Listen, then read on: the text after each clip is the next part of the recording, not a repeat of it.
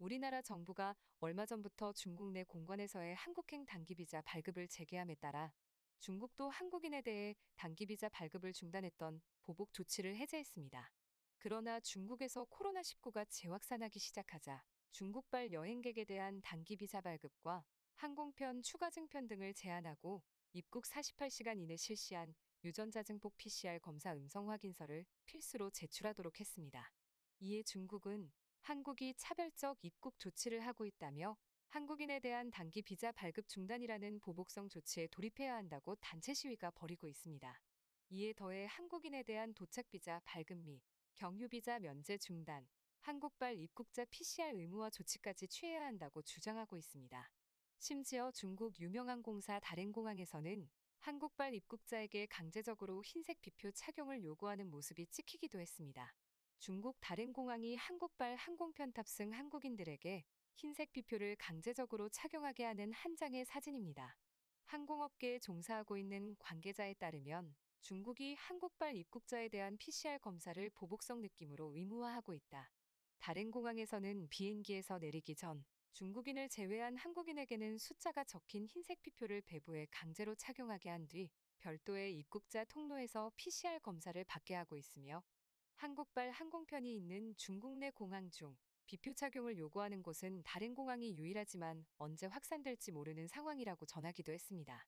다른 항공업계 관계자 또한 다롄공항이 PCR 검사를 해야 하는 한국발 입국자를 구분하기 위해 비표를 배부한 것 같다고 직접적으로 언급하기도 했습니다.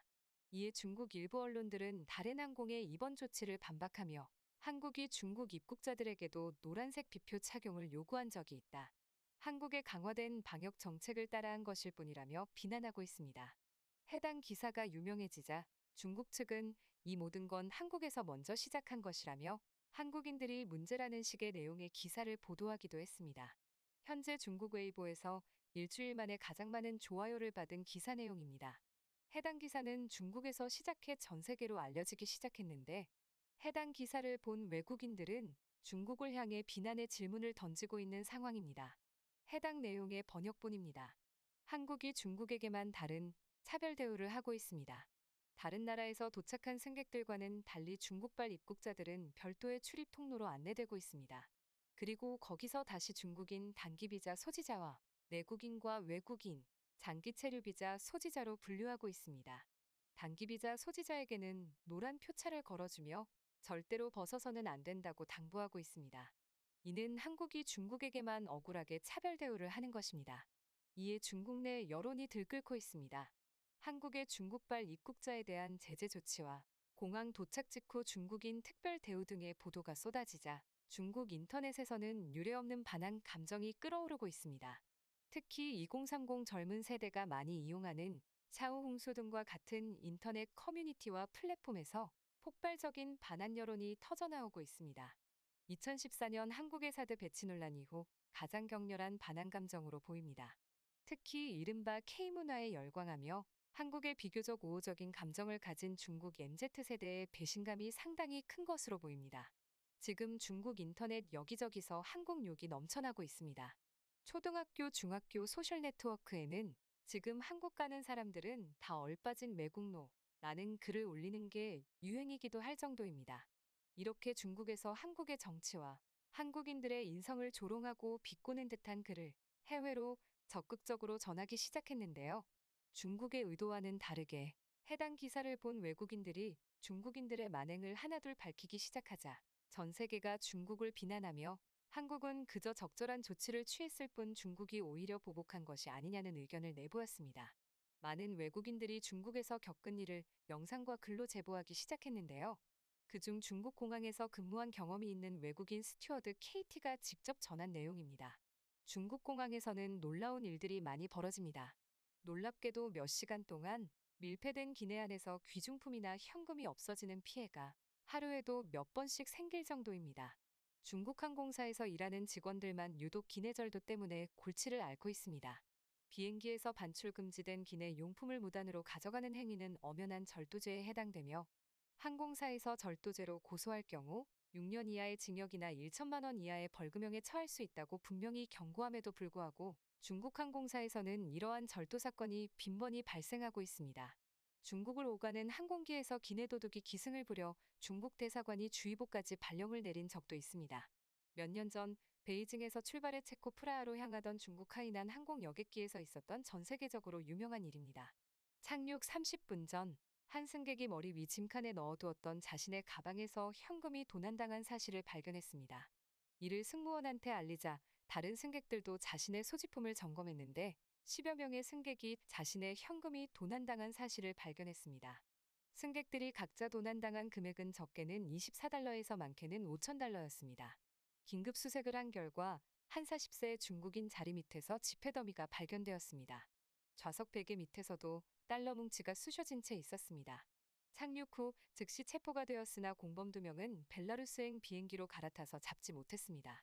두세 명이 한패거리를 잃어 일부러 자신의 좌석과 떨어진 기내 위 짐칸에 가방을 집어넣고 목표를 삼은 승객이 잠들거나 화장실을 가기를 기다렸다가 몰래 훔친 것입니다. 휴대폰이나 노트북, 지갑은 보안검사에서 들킬 수 있어서 치밀하게 현금만 노려 훔쳤습니다. 이러한 사건 외에도 중국, 홍콩, 한국 등 아시아 전역을 오가는 여객기에서도 도난 사고가 자주 발생하고 있습니다.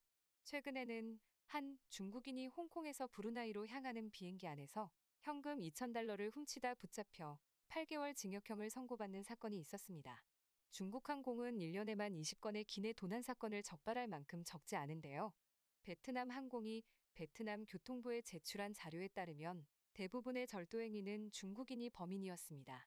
절도범들의 주요 표적은 현금으로 보통 승객들이 잠드는 이른 아침이나 늦은 밤에 범죄를 저지른다고 하니 다들 조심하시길 바랍니다. 이 외에도 요즘 유행하고 있는 중국인들의 신종 절도 수법 영상이 화제입니다.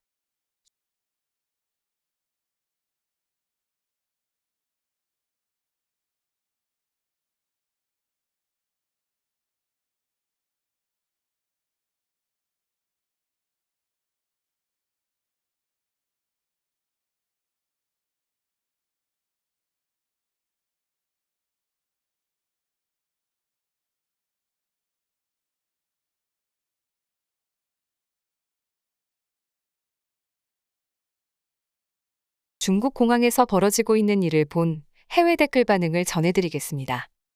이젠 중국에서 저런 일들이 벌어지는 게 아무렇지도 않다. 덕분에 중국인과 함께 비행기를 타면 기면증이 사라질 수 있겠다. 저런 생각을 하는 것 자체가 신기하다. 중국 내에서도 아니고 전 세계인이 함께 타는 비행기에서 저런 일을 벌이면 분명 국제적 망신일 텐데 고의로 저러는 걸까? 최근 중국인이 한국에서 도망치다 붙잡힌 경우도 있지 않은가?